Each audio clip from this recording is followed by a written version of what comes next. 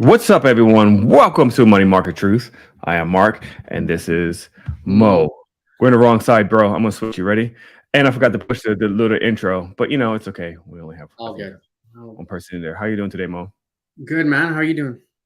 I am doing great. I cannot complain. You and I were just talking about my wife's tire had busted last night. And the crazy part was I was on another person's podcast. He invited me on there to talk about the stocks and stuff, and her tire literally busted 15 minutes before I was supposed to go online. So I had to rush there, pick her up. Luckily it was across the street. Oh, that's Foo Hat. What's up, Foo Hat? Hey, So so aren't these tires like I'm stupid when it comes to stuff? Aren't these tires tubeless tires, so you could still drive them a little bit, right? Dude, no. I mean, it is tubeless, but I mean it busted. Like, it was done, dude. I don't know what happened. She called me panicking because she was on the highway. She's like, yo, it went down from what was it, 40 psi to all of a sudden she was like, it was 30, then 25, then 20, then 5. Okay. She was like, dude, it was like it happened so quick. So I mean, the tire was completely shot, but I got a good deal on the new tire, so I can't complain. But I see, I like your background. So did it hit the side or the No, front? it just busted. No idea what happened at all. It's completely busted. But you got a new background. I see everyone. Mo is finally setting up his background. Finally. Yes, sir. So, I got tired of looking at the flat background, man. I've been telling myself I'm gonna move soon, so there's no point. Then I'm like, yeah. I got you. Or green screen, but I know you bought that one. That wasn't very good. But let's get into it. Let's get into the show. Everyone, welcome who is watching. Welcome. Thank you. And if you're watching later on, thank you for watching. And make sure you subscribe, share, and of course, like this video if you enjoy the content. We're going to start off with Disney. Now, funny thing is, Mo, I was trying to hit up one of my buddies. His name is Fabio. He has his own channel called Capital Mindset. He just dropped a video on Disney. Foo Hat knows who he is. And bro, his analysis was on point. So I was trying to see if he was available. Like, I hit him up 30 minutes ago. I was like, dude, can you come on my channel and do the analysis real quick? But I think he's working. So what's his analysis? Dude, he broke it down. He went through the financials and everything. It's we'll talk about it a little bit. But him and I, we pretty much see eye to eye on everything, but he breaks it down. So it's a complete long video. Put in the description below if you guys are interested, because I'm just going to cover this real quick. We have 30 minutes. I'm trying to shove as much as possible into just 30 minutes. And Mo definitely wants to touch on some stuff about the seasonality, which is pretty important. So let's just go over here real quick. So we already know that, Bob Iger has returned to Disney, and everyone got really excited. To be clear, if you follow me on my channel, I did this whole little short, and I was like, it's time to buy Disney. Let me just be very clear. I meant like to buy it right before the market opens, so you could sell it at $100, because I knew it was going to be a quick pump. I didn't expect the sell-off to happen as quickly as it did. Mo, you saw a bunch of orders come in, correct, for puts on Tesla? So on Disney. On Disney, sorry. Disney, that's what I meant. So it ran up to 100, and then pretty much right after that, it started selling off. And there's a lot. So the question was, like, should you buy Disney now or later? So I'm going to be very transparent. I started buying Disney not when Bob Iger was announced. I actually bought it during the earnings report, which wasn't the greatest. Like, they missed on EPS and they missed on revenue, hence the reason why the stock completely sold off. I think it was like at 110-ish or something. And then it went all the way down to 88 some dollars, like the 80s. My levels was at 85, and I started buying at 85. Only a couple of shares. I just nibbled. I got, I think, 4 shares. And then when Bob Iger was announced that morning, I bought 1 share in the 90s, and that was it. I do still think it's going to go down, but let's go over a few things. Now, I talked about this website before. It's called Simply Wall Street. I use it. It's very easy and straight to the point on the financials. Now, just to be very clear, this isn't like a ride or die type of analysis. It just kind of gives you the rundowns with the numbers and etc. But you still have to do your own analysis and fundamentals on Disney, because there's more to it than just watching this one app. But the app is really cool. It's called Simply Wall Street. It breaks down everything, and it shows you, like, if it's value, the future, the past, the health, and etc. Like right now, it's actually trading 38% below its estimate fair value, which, again, this is a fair value that's estimated by analysts. But like right here, it says risk analysis, no risk detected. See, that's why I don't agree. That's what I'm saying. You have to do fundamentals. You have to do research. You have to look deep into the company, actually open up the books and look at the numbers, because this doesn't give you all the numbers that you need, but it kind of just gives you like an idea of like where the company's heading, how is it doing, how is it compared to the market volatility. It shows you like their earnings report and a PE ratio of 55, which is pretty high. And then it shows you like the recent earnings report, which was like, you see the revenue was $82 billion, but the cost was at $75 billion. So the gross profit was only 6.8, which is the reason probably why the stock also completely missed on the EPS. It's below fair value again, and it shows a competition right here with Warner Brothers, Netflix, Tencent, and Warner Brothers. But as you can tell, they're putting Disney in a category of streaming services. They're not really looking at the bigger picture. They're just kind of comparing it to streaming services. And of course, their earnings ratio is pretty high compared to its peers. If you go further down, it kind of shows you some more stuff. But I like this, where it says share price versus value. So it's actually showing you that currently Disney is undervalued at a current price of $97.58. I think that's actually wrong. I think it's a little bit lower today. And then it's 96.21. It's 96. Okay, so it's $1 off. Hasn't updated yet, and it shows you pretty much almost everything that you need. And it has like these little pillars that you can check mark off. The greener they are, the better, of course. And this was very interesting though. Like historically, over a 5-year period on here, it actually stated that Disney actually underperformed by 39%, but the company has grown 58% in the last like year. Keep going down. Shows you some more stuff. I like this part, the short versus long liabilities and assets. So short term, it's very close, very scary in my personal opinion for short term because they're so close to another. But fine. Go down again. You can see the balance sheet somewhat. Go further down. Another portion I like to look at on here. Let me go further down because they still have they still have Bob, the other Bob in here as leadership. But if you go down here, it also shows you the institutions versus the retail investors.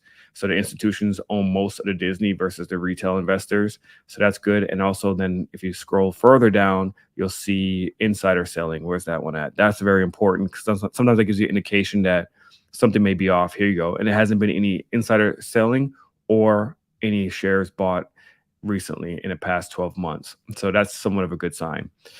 Now, another place I like to always refer people to get an idea if a company is good or not is go to its 10K. I always tell people, especially like the Palantir fans, I always tell them go to the 10K because that really shows you everything you need to know. And on the 10K in Disney, what I really like to look at and prefer to look at is always the risk factors. If you go to risk factors, it actually tells you like what the risks are that can face and bring down the stock in Disney. Obviously, it says right here, a decline in economic activity in the United States and other regions in the world which we do business can adversely affect demand for any of our business, thus reducing our revenue and earnings. Hence, like the pandemic, people, the recession can affect it because again, people are not going to go to the parks. They actually raised the prices at the parks right now. And I don't know if you know that, Mo, because I know you like to come out to Orlando. They actually raised the prices for the daily passes. It's almost $200 now per person, which is insane. So there's a lot of stuff you have to consider when it comes to Disney. But the biggest thing what I want to talk about is, will Disney be the big dog when it comes to streaming services? Because we know that Bob Iger, when he came into the picture, it's right before the pandemic. But the reason why Disney, if you recall, Mo, the reason why they survived was because they started a streaming service, right? It really helped bring in revenue during that time because the parks were closed. Now the parks are back open. We're starting to see a significant growth again within and revenue within the parks. But the streaming service, in fact, they're spending a lot of money, man, for content on Disney. That's the part what's kind of hurting them right now. And if I go back again, just to show you another portion, let me go back here again to show what I want to cover is the financials here real quick too, if you guys can see it. Hopefully you can see it. If you look at back in the day, like in 2019, the total revenue was at 69, 2020, 65, of course, because, the pandemic happened.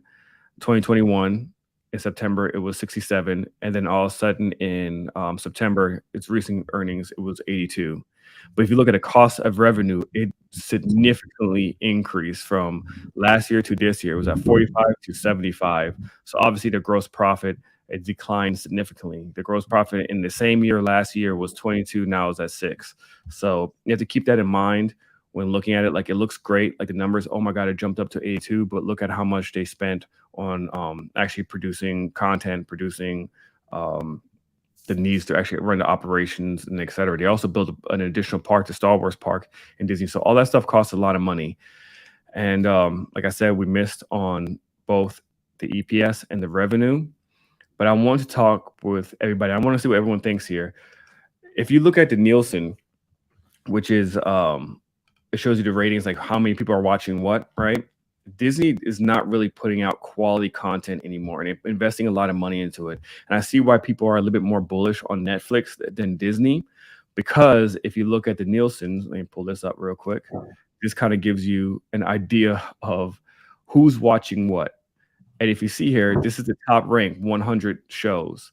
And this is the week of October 17th to 23. Do you see Disney at all on here, Mo? No. Can I tell you why? Go ahead. So what's the average age group that watches Disney? Majority. Kids. It's usually, what is it, 8 years and below is a biggest audience, I believe. I'd say, the heavy 18-ish, 16-ish, I'd say they watch it too. What do you think where this audience is going? TikTok? Oh, yeah. Yeah, come to think of it, yeah, they would like to be on those little quick gratification for sure. Yeah, and I agree. But I can tell you this. I know anybody who has kids has Disney Plus, and everybody has Netflix. And if you look at a subscriber base, actually, for this year, Disney actually outperformed Netflix by, I think, an additional 10 million or so. I know Netflix was like 220 or something, and Disney was like 230 something, which is actually really impressive for the fact that this is still the infancy of Disney, right? They just started this a couple of years ago, and they already surpassed Netflix, but their cost is actually going down in the revenue that they're receiving from that. So they're actually losing money. But again, if you look at the quality of content, which is the reason why I'm a little bit excited about Bob Iger, because regardless of how you feel, I don't know where people stand politically or socially, but Disney was going in a direction that was very like LGBTQ friendly. There was a lot of stuff that they were doing with, we don't have gay representation, all this other stuff. And it turned off a lot of parents, and it's turned off probably half of the nation. Even certain countries like the Middle East would not allow Disney to be an app over there because there's certain religious beliefs when it comes to that. And I think Bob Iger is going to try to keep it more neutral because Disney got inserted so much into the politics and trying to push their agenda that I think it really hurt their business overall. And a lot of people, especially like conservatives, end up canceling their subscriptions because they're unsure, like, is my kid safe to watch stuff on Disney? So I think with Bob Iger, I think is going to pull back a lot of that stuff and just keep it neutral. So and build up the quality versus the quantity. Because again, if you look here, I mean, it's Netflix, HBO Max, which is, Warner Brothers, Netflix. It's killing it. Original content, Netflix, even Prime Video, Amazon, which is the Lord of the Rings, is the most expensive show ever made. I mean, you have Hulu in there, Handmaid's Tale, and Andor. I have no idea what that show is. Do you know what that is? Well, no? Sorry, no idea. No, okay. No idea. And then when you look at movies that came out, again, Netflix, Peacock. There's Disney. Hocus Pocus 2 did pretty well. A Nightmare Before Christmas, because the Christmas is coming up. And then they got Encanto, which, wow, was still number 10. That's a great show. But if you look, it's still a lot of Netflix.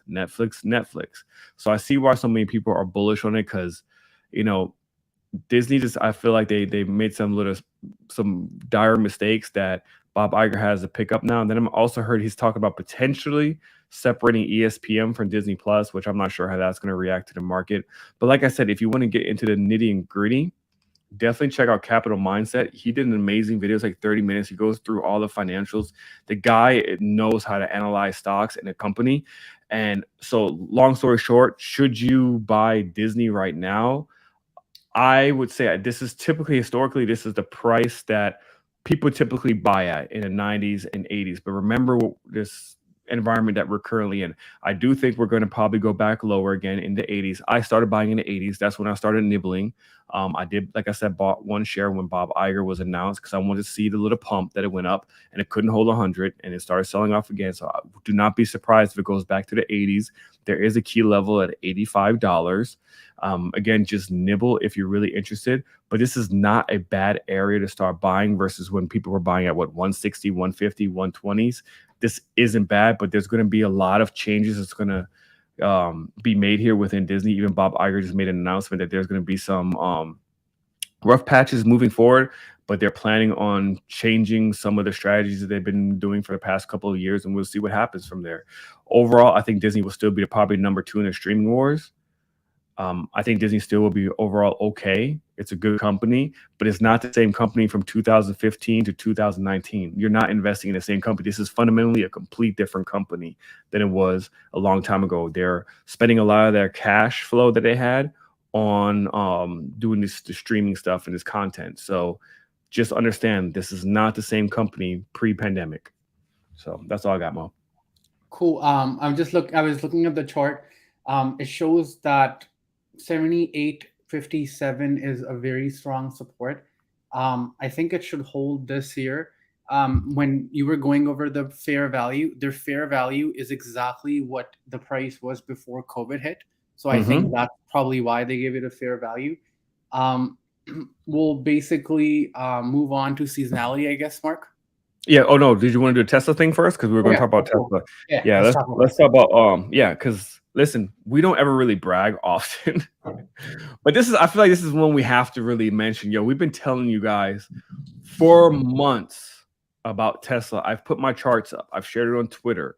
If you were still buying Tesla at 300 and 250, this should tell you something. We're not experts. Again, like we are just average traders and investors, but I think I'm relatively decent when it comes to technical analysis and fundamentals. I think I do a pretty good job overall finding levels. Mo is very good at macro and micro, and he's extremely good at trading. He doesn't care about long term. He only cares about right now. So that's why we have kind of a good mesh. But long term, we can say, yeah, Tesla's going to go to 300 again long term. Sure, great, whatever. But I'm talking about right now, when is the best time to buy? And it was not the best time to buy at 300.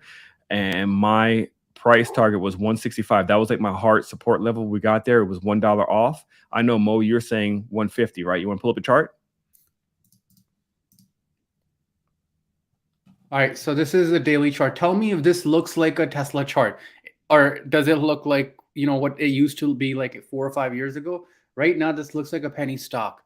Literally, the market's been bouncing and this thing has been selling. And to be honest with you, do you know who Gary Black is? No, I don't.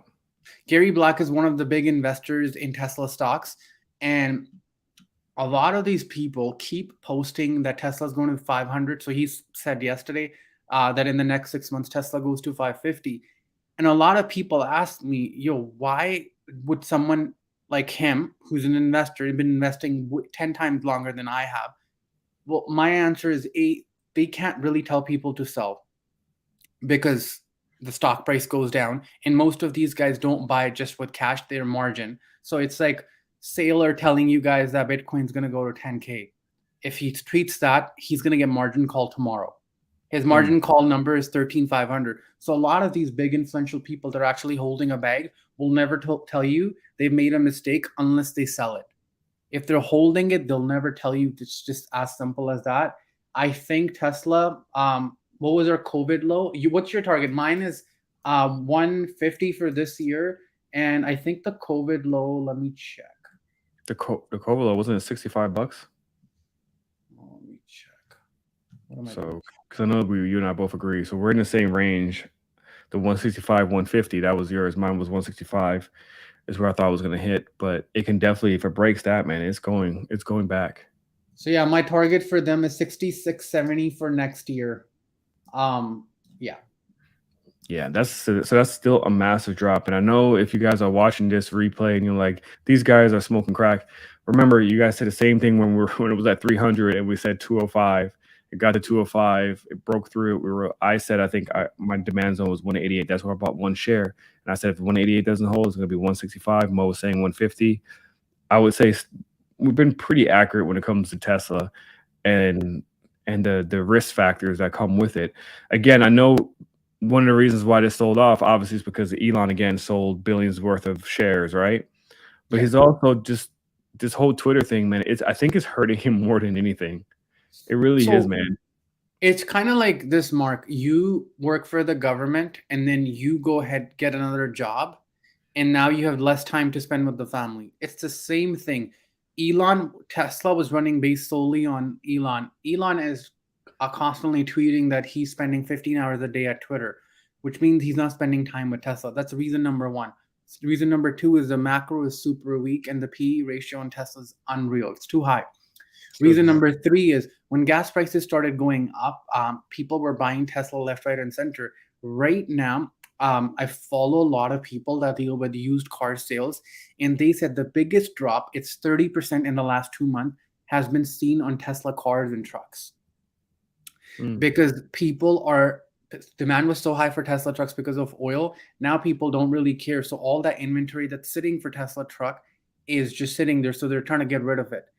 Another big thing that people aren't realizing is I'm personally losing faith in Tesla because I think it was 3.5 years ago when I put my money down. It wasn't a lot. I think it was $200 for the Cybertruck. And there's literally there's no announcement, no information. I keep checking with them on when they're going to start the production. Apparently, when they start the production, they email you. Like they said a year, then 2 years. Now it's almost been 3.5 years. So as a company, you're losing trust because a lot of people plan in future. And so, for instance, you wanted to buy a Tesla Cybertruck and you figured it'll come in 2022. That's what they told you. That's what they told me, yeah. Now you don't have a car. And if you want to get a brand new car, there's a 1.5 year wait. So that's not good. And a lot of big investors of Tesla aren't too happy with Elon with buying Twitter, overvalued and spending the time. Everything for Tesla looks really horrible right now. If you go look at Apple's still been holding 150 from 180. If you look at Microsoft, it's been holding. Tesla used to be the Apple of car industry, but Tesla, there's literally hasn't been any buyers for about a month now. Even when we do get a bounce, this thing doesn't bounce. It's just been selling. Bounce like it used to. Back in the day, it would bounce $30, $40. Now it just could do 10. SPX went from a 360 to now 400. Tesla is going down from 180 to 169. Usually it moves with SPX. Yes. It should have been by 200 by now. Yeah. And what do you think of this, man? I had this conversation with my friend, and he's an anti-capitalist, right? But he had some really valid points. He's like, too many people put so much value in these billionaires, like they are geniuses that can accomplish anything and everything. He's like, he was giving me like Bill Gates, right? He created Microsoft. But at the same time, now I think he's like in charge of something when it comes to biomedicine or something. He's like on the board. And same thing with Jeff Bezos. And he's like, same thing with Elon Musk. He's like, he didn't create EV. He didn't come up with the EV idea. He didn't even create Tesla. And like, what makes you think that he can run a social media company? He's an engineer. These people are just good at creating something, but they're not. It does not mean they're good at saving the world or being bosses and all this other stuff. He's like, Elon Musk is an engineer. He shouldn't be in control of a social media platform. Like, it doesn't mean he can turn it around and make it the next Tesla. But everyone's treating these guys like that. And I was like, man, you're kind of right. Like, these are guys who started a great business. I mean, Bill Gates revolutionized the computer industry. Amazon is like the biggest e-commerce business out there. Elon, revolutionized the EV. He didn't create it, but he made it mainstream. But that's pretty much it. But we give these guys a lot of power, man. And we make it seem like they're geniuses and they could do anything and everything. And forget about these guys. There's people on Twitter whose name we don't know. We don't know what they look like. We don't even know if they're real traders. There's got 100K follower. One guy is posting a roof on a chart. One guy's posting a dragon. And literally, the guy has the next 20 moves mapped out. And there's like 50 comments there. What do you think happens after the roof? Like, this guy, I'm not making this up. He has, I think, over 100K followers, and he's made the chart look like a house, and he's got the next 10 levels planned. Like, he's got it saying that it's SPX is going to 40-20, then it's going to this level, then it's going to this level, and he's been taken out 3 or 4 times. And every time he gets taken out, he's like, oh, I just had to readjust the algos. I have some funds working for me. They pay me. Like, it goes back to what Mark was saying when he was here. He said, if someone's really that good, they can just go to JPM and they'll be like, here's our $300 million. Why don't you manage for us? Show us what you've done. And so a lot of people, I think, A, are desperate, and B, are scared. And they're getting marketed on these really key terms. The biggest one is challenge.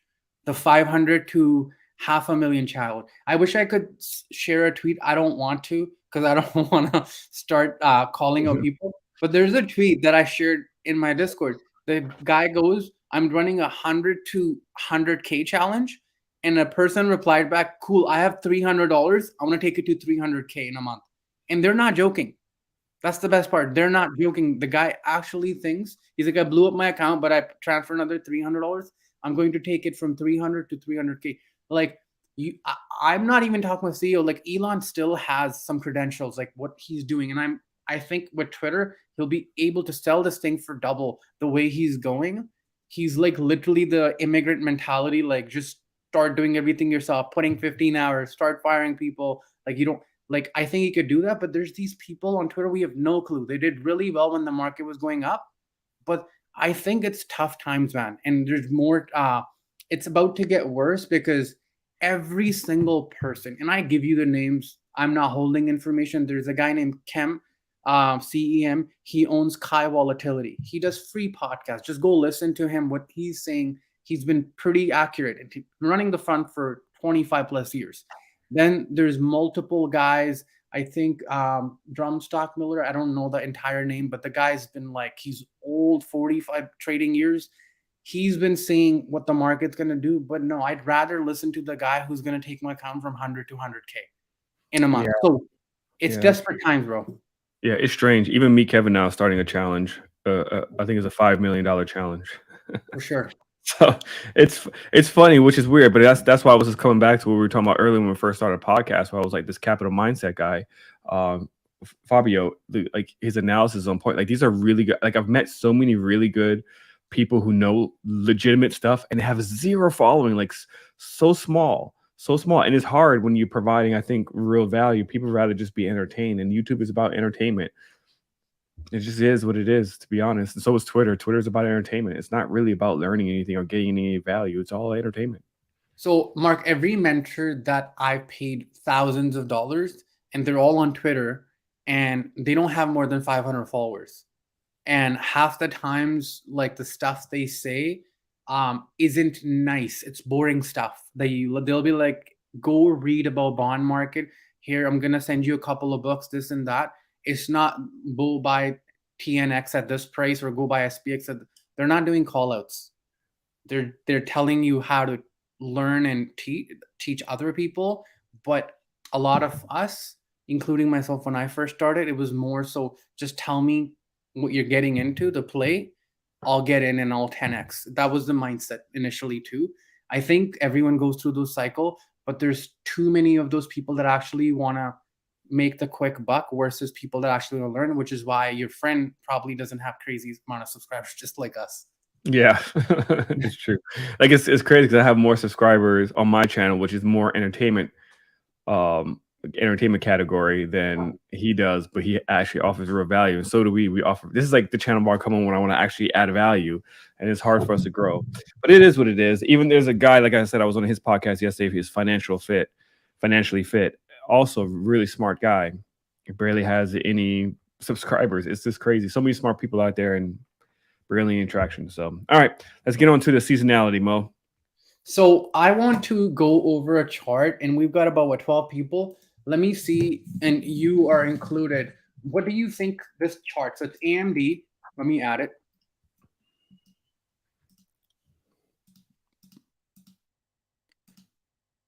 All right. So it's AMD. Let me zoom in. This is the daily chart. This is the daily supply. This is the 200 moving average.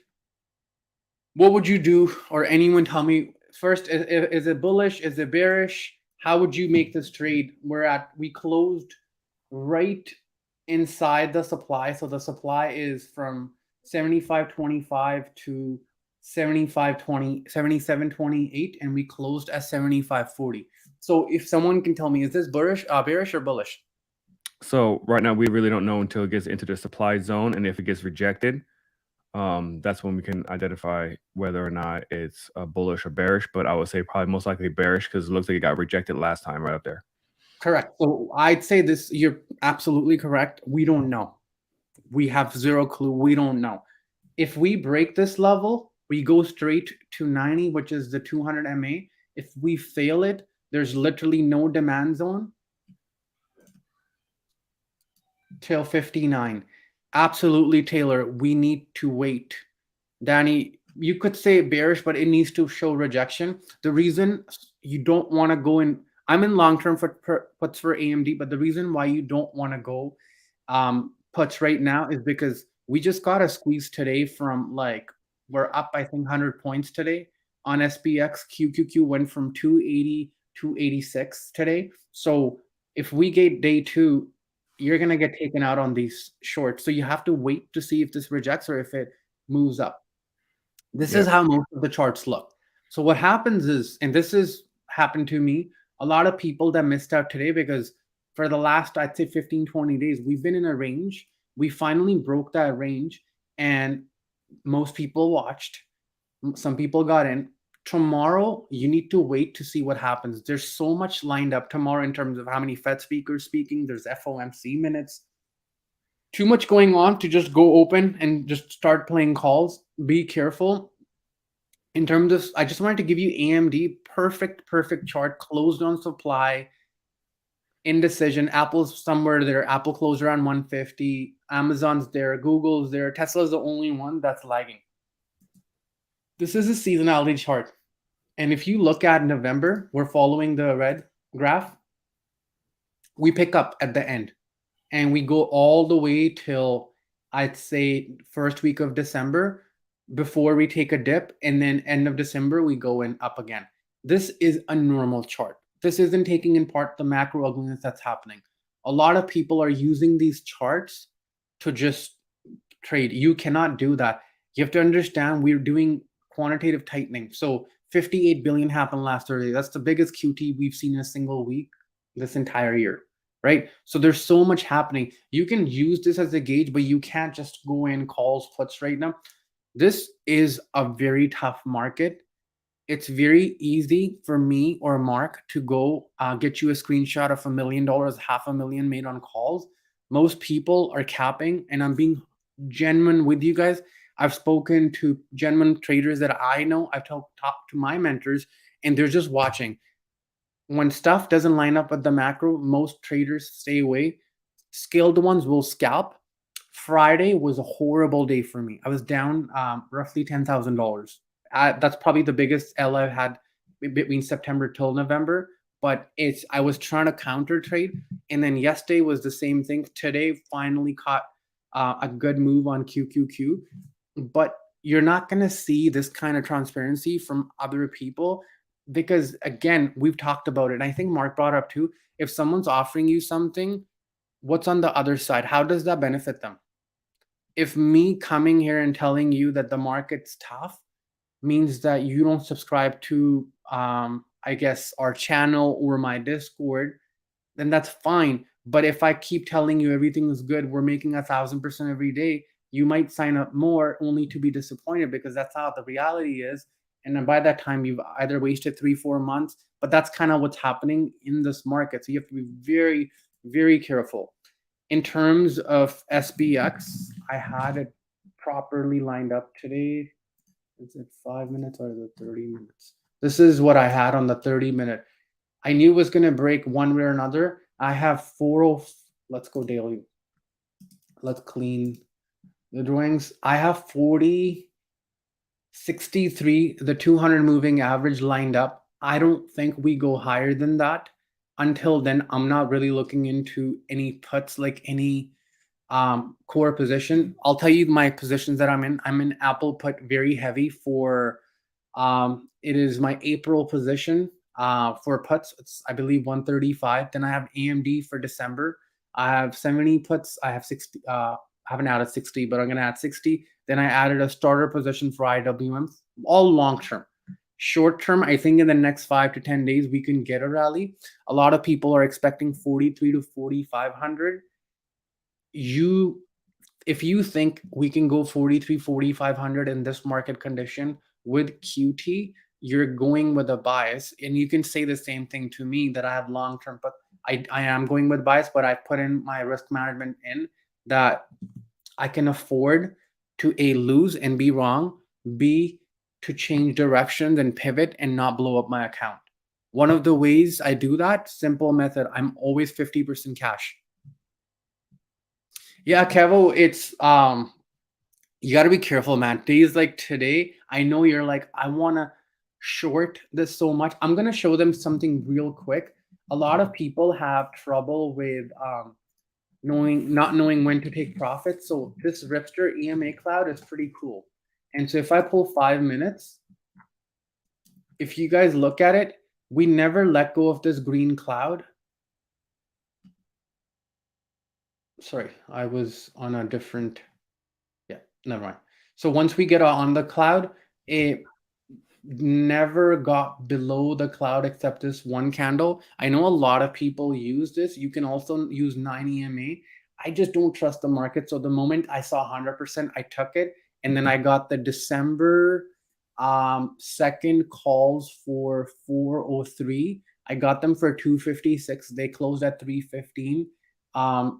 Huge amount of calls coming in for PayPal, SPY, IWM, and there was another one I saw, massive AMD, short-term calls. Disney was all puts, but that's basically it. The play that I am looking at is AMD, and I'm gonna go back to it. Let's go daily. I'm gonna get rid of. Is that cloud, that Ripster cloud, that's completely free, correct? Yeah, it's free. Okay. I have trading. We have the paid version. You can get the free version. You just don't get alerts with it. I need it, so I always have alert. I'm watching this, and I will let you guys know what the levels are. 75.21, 77.28. These are the level. We either break up or we break low. If we break up, I'll play calls. I'm gonna do weekly. I'm not going long. If it breaks low, I have the 70. I'm gonna add more to it. But I'm watching. I think there's a huge opportunity coming, not on the upside, on the downside, in my opinion. All the stuff that's going on with companies, AMD going 90 would be a perfect short to me. So if it goes to 90, it doesn't really scare me. I'll go heavier on it.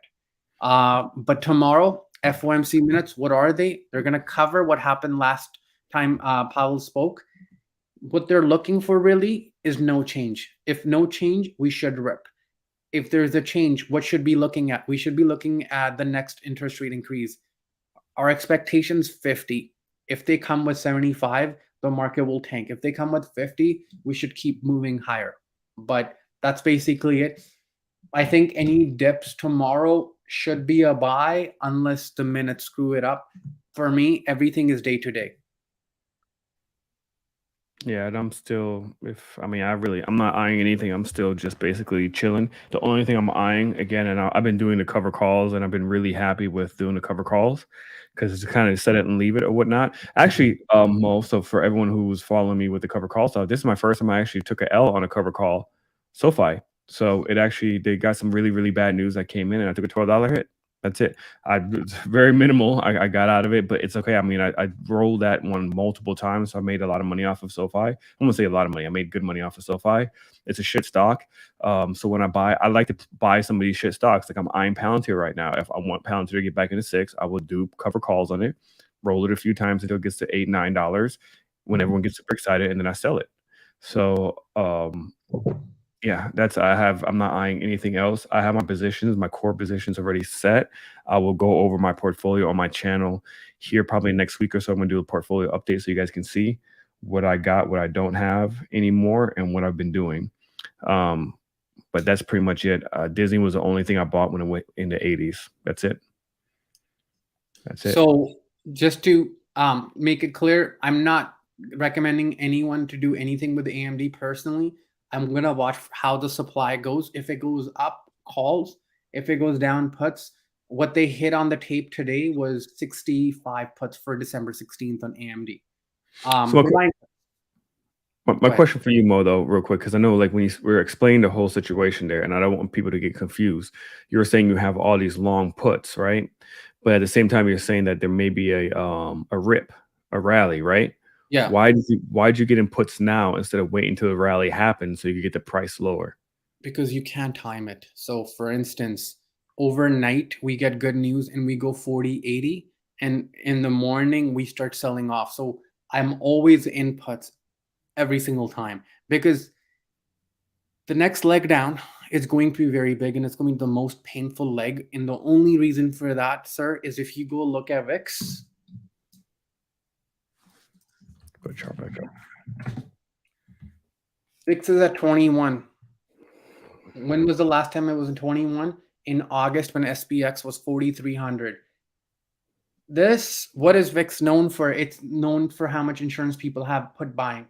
Look at how many, 1, 2, 3, 4, 5 red candles for the last 5 days.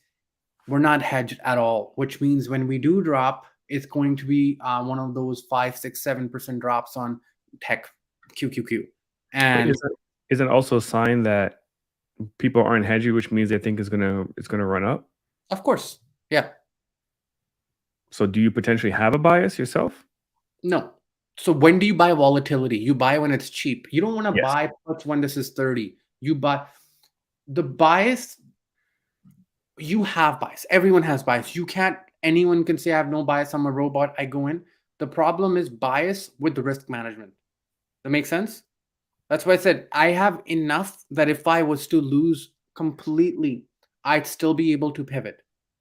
Which is why, like, if you've been to any of my risk management classes, and a lot of people think it's a waste of money in terms of how much cash I keep. I always have 50% cash, no matter how much I'm comfortable in a play. I will always hold 50% in case I need to pivot, in case I need to go in a super easy trade, and those happen when there's some sort of news. And you can make quick money. An example would be in 2020 when Trump used to speak, that was free money. You knew he would come in and rip the market. You'd get in quick, like 100% in 7 minutes, and you're done. From there on, I always keep 50% cash. So bias to a certain extent is okay. My thing is, if I have a bias and it goes against the bias, I don't trade. I'll trade next day looking at what happened, because you will know very fast if you've been trading long enough that you're wrong. Very fast. Like if today you were shorting, so I'll show you. I hope I have the levels. So let's go 5. I think I deleted the levels. My level today was, this was my complete stop. So this was 280.37. Kid you not, it's all timestamp. You can look at the chart. I got in on the first green candle. I got in here on QQQ calls for 65. This red candle took it to 62. And then I believe I sold it around here, because we haven't had a trend day in so long. I'm like, I'm just going to take my money. I got out, but then I sold her at $1.25-ish. It was around $4 here. So it was about roughly 550%. So profit is profit, man. Yeah. That's the problem. A lot of people get greedy and they stop taking that small amount and then end up trying to get that 400 or 500%, and that's when they end up losing. So absolutely, man. Yeah, good stuff, Mo. You got anything else? No, I think people need to realize that the market isn't tough. It's just they need to be a lot more patient. A lot of people, and I don't mean our audience, I mean a lot of people that have been professionally trading, sometimes will get frustrated and say the market's trash. The market isn't trash. It's usually our patience which is trash, which I've been saying, like, it's always me. 100% of the times it's me. It's never the market. It's never you, Mark. It's never the Discord members or the market. It's always me. So just make sure you hold yourself accountable. Yeah, and I agree with you. It's crazy because I was having that conversation with my wife too. It's I know how to trade. It's my patience level, my emotional attachment to money that's really messing with me, and that's really probably a lot of people's issue is the emotional attachment to money and their patience. So if you get that under control, the rest is pretty easy. So I know you're. Bro, I hired, and this is like stuff I want to talk about. I hired a therapist last week, and I kid you not. And I'm like, okay, let me just see how this goes. And it's about trading. I'm like, so how do I act when I lose money? I write down those thoughts and I have a conversation. We're working on it, and I'm going to share my progress. But I think trading is all emotions and very few I think maybe 10% is skill. I know people that do very well in the Discord. There's a guy, and we need to bring someone on. I forgot, was supposed to be this week, maybe next week Oh or yeah, the week after we bring someone. Like, there's people in the Discord. The guy made 130K last month, probably sitting at 30K this month. He doesn't know more than me. It doesn't matter if he knows more or not. He just has control over his emotions. And he knows when to pull the trigger, and when he takes a big hit, it's fine, moves on. So a lot of it is your attachment with the money, what you said. That's my biggest issue. So, but all right, Mo, great episode, everyone. Thank you for tuning in again. Hey, if you guys think like we're starting too early, please comment below. Definitely let us know, because I noticed that it seems like around 6:30ish is when we get more people in. So if you guys think we need to push time a little bit, please comment below. We're pretty flexible. And if there's another day that's better, let us know. We're trying to work this channel as much as possible, to grow our channel as much as possible. And we always have some pretty great guests that come on. So, until next time, y'all, I appreciate y'all tuning in. I see you guys next week.